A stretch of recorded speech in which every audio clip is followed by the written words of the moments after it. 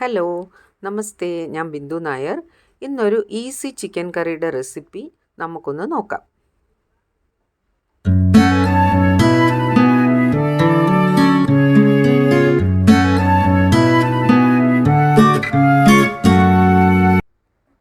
ഈ കറിക്ക് വേണ്ടിയിട്ട് 1 കിലോ ചിക്കനാണ് ഞാൻ എടുത്തിരിക്കുന്നത്. ഇത് ക്ലീൻ ചെയ്ത് കഴിഞ്ഞിട്ടുള്ള വെയിറ്റാണ് 1 കിലോ. ഇപ്പോൾ ഒരു കോഴി വാങ്ങിക്കുമ്പോൾ എപ്പോഴും നമ്മൾ 1.25 കിലോയ്ക്കകത്തുള്ള കോഴി വാങ്ങിക്കുവാണെങ്കിൽ നല്ല ടെൻഡർ ചിക്കൻ പീസസ് നമുക്ക് കിട്ടും. അതിലും കൂടുതലുള്ളതിനാണെങ്കിൽ പലപ്പോഴും ബ്രോയിലർ ചിക്കൻ ഇച്ചിരി ഫൈബ്രസ് പീസസ് ആയിട്ടാണ് കാണാറുള്ളത്. അപ്പോൾ നമ്മുടേത് ചെറിയ കോഴിയാണ്. ഇത് നന്നായിട്ട് കഴുകി ഡ്രെയിൻ ചെയ്ത് വെച്ചിരിക്കുവാണ്. നന്നായിട്ട് വെള്ളമെല്ലാം വാർന്നു കഴിയുമ്പോൾ അതിൽ നമ്മൾ 1/4 ടീസ്പൂൺ മഞ്ഞൾപ്പൊടി ഇട്ട് കൊടുക്കുക. പിന്നെ 1 ടീസ്പൂൺ പെപ്പർ പൗഡർ, കുരുമുളക് പൊടി,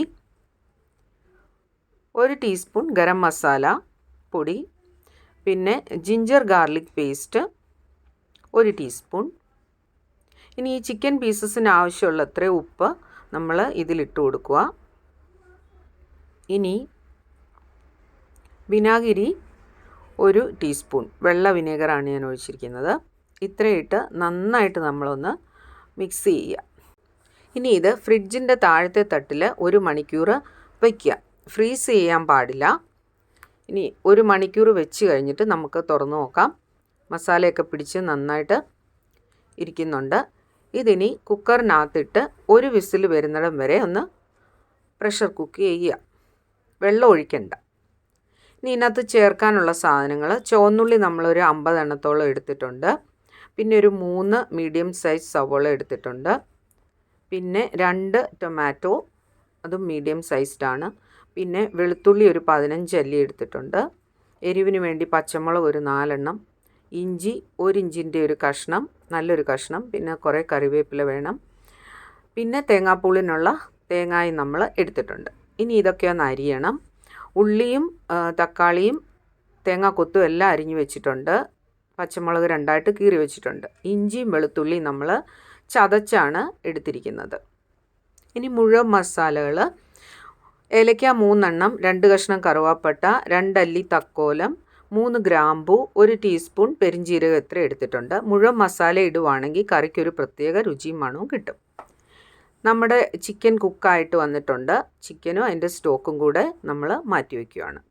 ഇനി ഒരു പാൻ അടുപ്പത്ത് വെച്ചിട്ട് ചൂടാവുമ്പോൾ 2 മുതൽ 3 ടേബിൾ സ്പൂൺ വരെ എണ്ണ ഒഴിക്കുക.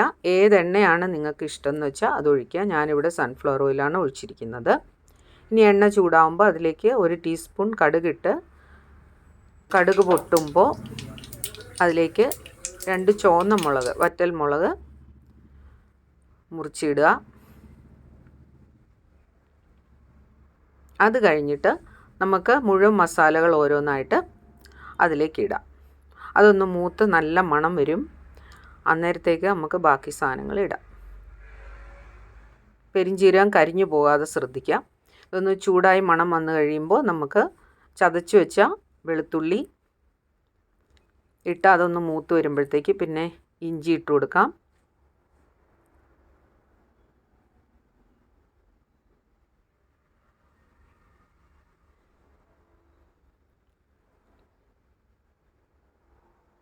അത് കഴിഞ്ഞ് തേങ്ങാക്കൊത്ത് ഇട്ട് കൊടുക്കാം.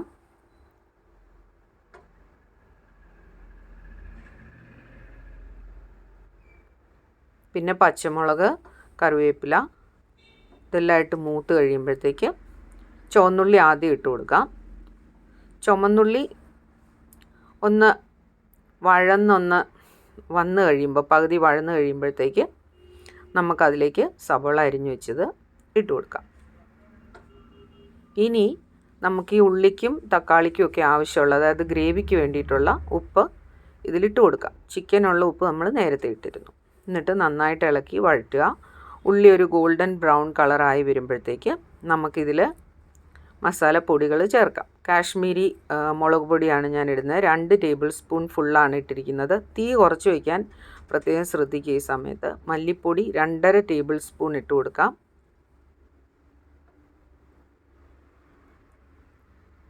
പിന്നെ നമുക്ക് 1/2 ടീസ്പൂൺ മഞ്ഞൾപ്പൊടി ഇത്രയിട്ട് ലോ ഫ്ലെയിമിൽ നന്നായിട്ടൊന്ന് ചൂടാക്കി എടുക്കുക.